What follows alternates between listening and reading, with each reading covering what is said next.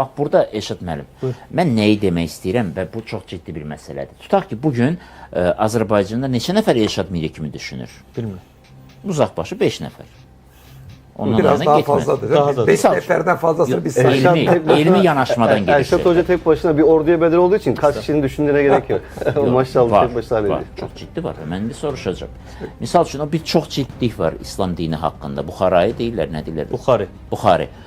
Adam bəlkə o da bir İslam haqqında bir müəyyən fikirləri var imiş. Öz fikirlərini yazıb, amma bugün onu az qala müqəddəsləşdirib o sistemdən yaşayanlar var. Doğrudur. Varmı? Bəli. Mən o təhlükədən danışıram. Amma nədir? İndi mən sizə deyim, çox maraqlı bir məqama toxundunuz əslində.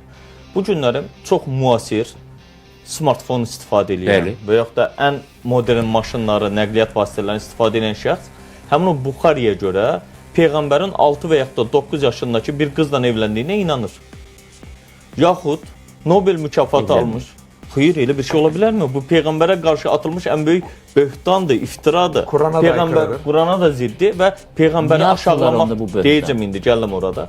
İkinci bir məsələ, bu günlərim Nobel mükafatı almış, indi hansı irqdə, xalqdan olduğunu demədim. Məsələn, o adam da özlərinin müqəddəs kitabına görə Lut Peyğəmbərin qızlarının Peyğəmbərlə yatdığına inanır.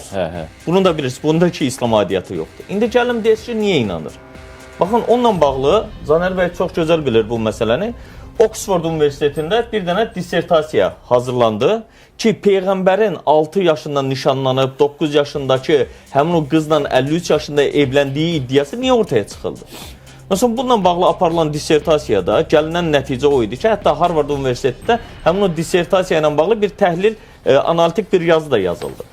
Gəlinən nəticə o idi ki, bir dənə İbn Hişam adlı bir şəxs çıxır, gedib özünün, üzr istəyirəm tamaşaçılardan da, pedofilliyinə uyğun olaraq belə bir hərəkət eləyir və bu hərəkətini din adı altında insanlar araşdıra bilmədiyinə görə Peyğəmbərin adına çıxır və sonraki dövrlərdə bu geniş şəkildə yayıldığına görə, vüsət aldığına görə o kitablara yayılır.